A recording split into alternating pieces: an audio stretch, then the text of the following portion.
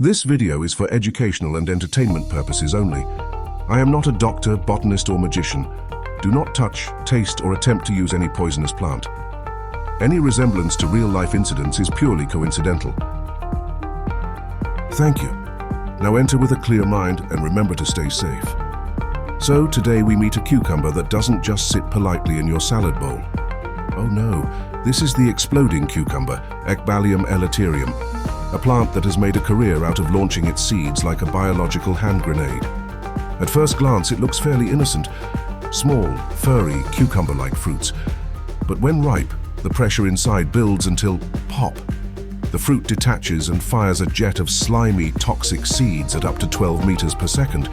That's faster than many professional sprinters. This isn't gardening, it's warfare. Now, what exactly is inside that foul little water pistol? The juice and seeds are loaded with cucurbitacins. These are bitter, highly toxic chemicals that can cause violent vomiting, diarrhea, dehydration, and in extreme cases, organ failure. Ancient physicians called it a drastic purgative, which is a polite way of saying it makes you empty yourself from every available exit, possibly fatally. The Greeks and Romans used the exploding cucumber as medicine. Dioscorides, the great physician of the 1st century, recommended it for dropsy and jaundice. But even he added a warning: use too much, and you'd likely purge not just the illness, but the patient as well.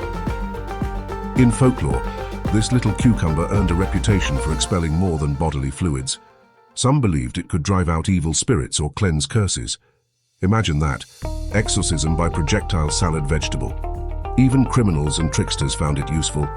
In some tales, a dose of squirting cucumber juice was slipped to rivals, ensuring their sudden and spectacular humiliation in public. Not quite murder, but certainly memorable.